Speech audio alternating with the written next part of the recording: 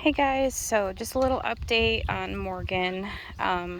He had that growing abscess, lipoma, hematoma, whatever, on his head from when he got smacked by one of the LGDs um, when he was just being a little too comfortable, kind of trying to be bossy to the LGDs. And Enoch, he's really good with the poultry. He actually was started with poultry, and but he just got sick of Morgan coming up and biting at him and stuff, and he smacked him, which, I hate that it happened, but it was better than, biting him or whatever, or jumping on him.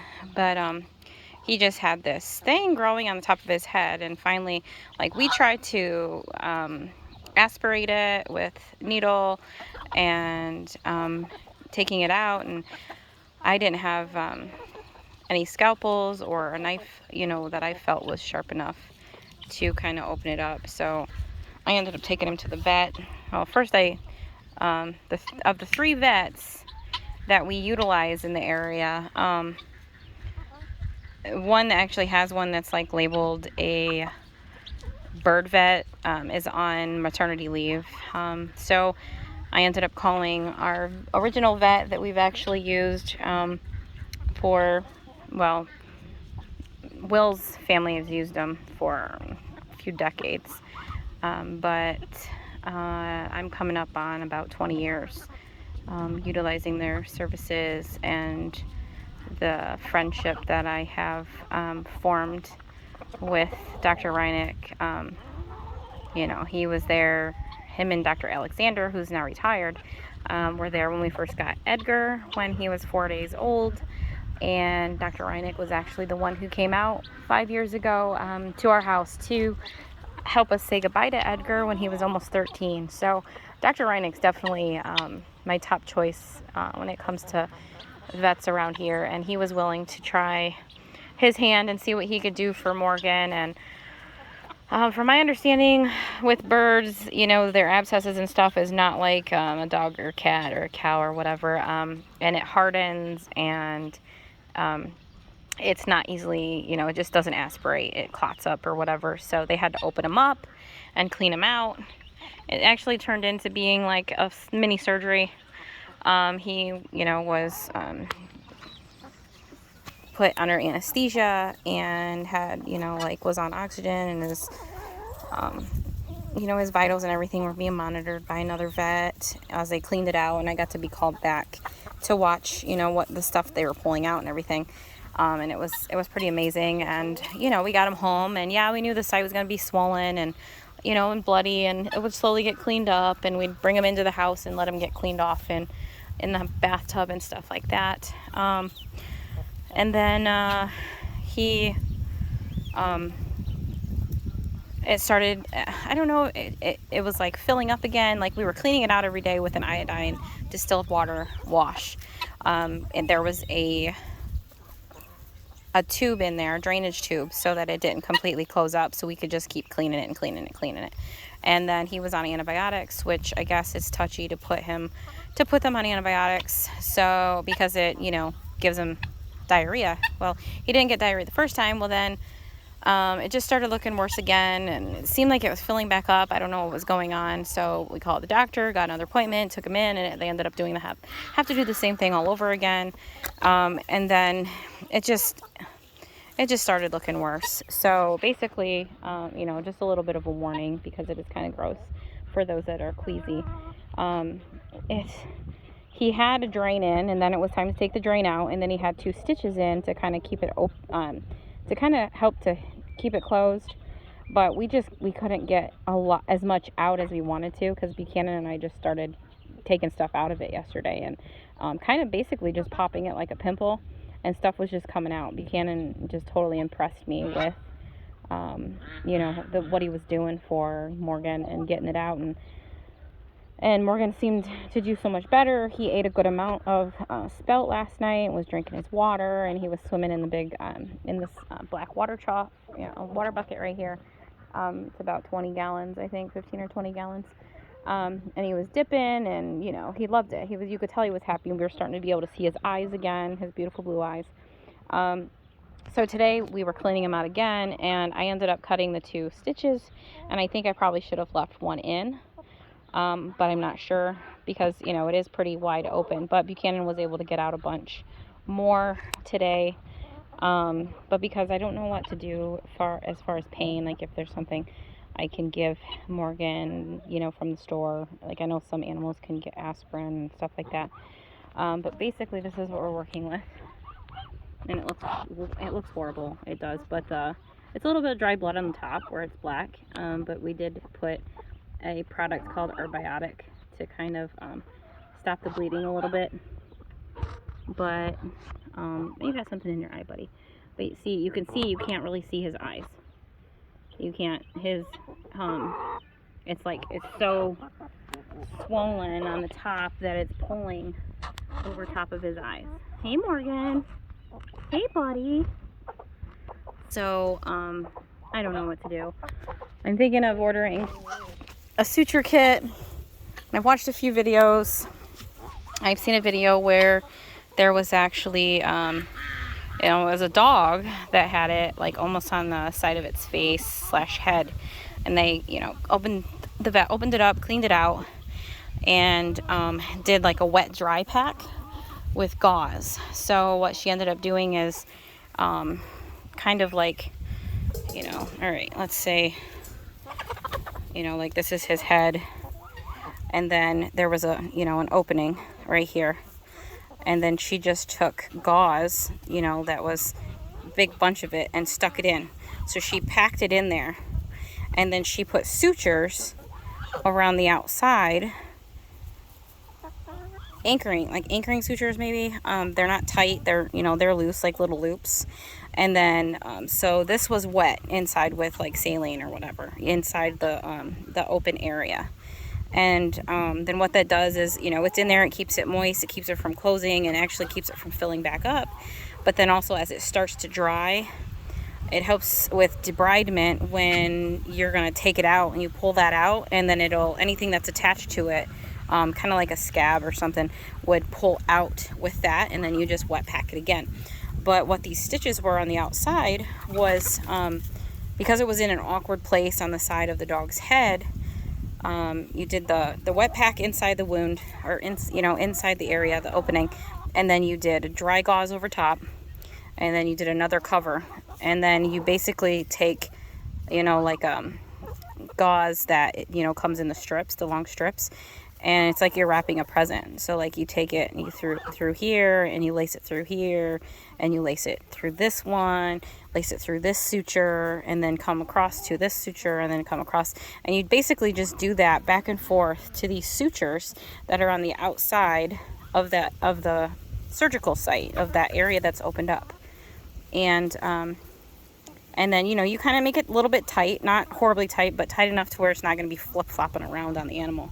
And then basically you kind of draw it up, almost like tying a bow on the top. I'd have to watch the video again. I'm not sure if it was to be changed every day or every other day, but basically what that allowed was the hole to stay open, to kind of deter any filling up of scar tissue, proud flesh, blood pockets, or any infection. And then when you pulled the stuff back out, it had started to dry, and it, like I said, it would pull out any stuff that needed to be debride out of that opening. And then you just re-wet pack it again and do the same thing all over again. I'm wondering if that's something that we might need to do with Morgan. I don't know. I'm getting a little, I don't know, like it's like a roller coaster. I feel like, yay, he's doing well, he was eating and drinking. He was swimming around in this little tub, super happy, dipping down and shaking, and and just rinsing his head and dipping his head, and I could see his beautiful blue eyes starting to come out again. I am glad to say that he can close his eyes a little bit. Before, it was like where his eyes were, they were still wide open, but it was just the mucosa that's underneath the upper eyelid, because that's how stretched the top of his head was. But this eye, you can kind of see this eye because he's got a pretty hard pocket over here that we need to take care of. But we just wanted to give him a break. That eye he still can't close. But we've been putting different things on, like Vetricin. We've been utilizing, silver biotics. Like I said, I packed it full of a dry herb mixture called Herbiotic from Fermetto LLC. I'm trying to think what else. There's like a healing salve that I've made over the years that we absolutely love for ourselves and our animals. So this has just been challenging. And I know this is like over 10 minutes long, but if there's anybody out there that is a vet or a vet tech, or even just somebody like me who, raises their animals and tries to do the best by them themselves, because, and this is going to sound horrible to some people, but, we do love all of our animals as little family members, our fur babies, our feather babies. So, with that being said, they also are here to provide for our family as far as, food goes. And we have to put our money where it's going to be most utilized. And we're, between both surgeries and the stuff that I've had to buy extra, we're coming up to about $400. And to some people that might not be a lot, but $400 for, my 7-year-old goose is a lot, especially when, I've got, a field that I need to get fenced, I've got a solar charger, fence charger that I need to buy. That's like $150. So, we're stuck between a rock and a hard place because, if we had all the money in the world, obviously nothing would matter. We would do whatever it takes for any of our animals to get what they need. But I just don't think I can take him to the vet again. Not to vilify Will, but he works really hard. He works a lot. And I just don't even think I want to ask him to make, the opportunity for him to feel bad to say no, or for him to feel bad to say yes because we know it's going to be more money. So if anybody out there could, just shoot me a message, a voice message, a video. If you have anything, any ideas, what you think you could do, just advice to help me. But, we're willing to try anything within reason. We're going to keep doing this for him, to see what we can do. We've seen positive change in him the last 2 days since we've been cleaning it out ourselves. But, even to buy from Amazon, I was watching a video of that student. She's probably she might have graduated by now. I'm not sure because I'm not sure how old the video is, but she was teaching suturing techniques. So she, shared the kit that she bought. So I found the kit and I found a suture book and extra sutures on Amazon. But, I know that I'll be able to utilize that for other means as far as people or other animals in the future. However, that's another $100. So I'm just, guys, just pray for me. Pray for Morgan. I'm huge on, eating, drinking, quality of life. And other than the fact that he was having a hard time seeing, so that was it was making it hard for him to find his food. But then when we showed him his food, he would just eat. But he has lost weight because, he hasn't been able to eat what he needs to be eating every day. So if anybody has any tips or tricks or recipes or something that I can make him or to help him eat to gain weight, that would be amazing as well. This is organic, non-GMO spelt from a local granary.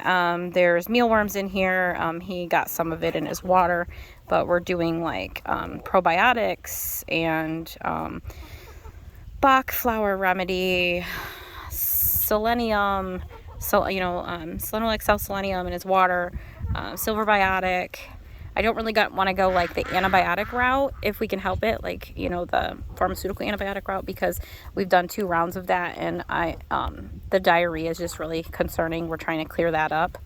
And then right here, I figured, you know, like a suet cake, because it's got, you know, fat and good things in it and oils, maybe that would help. But you know, I don't know, guys. I appreciate anything and everything you can share, show me, advice to give, and definitely prayers.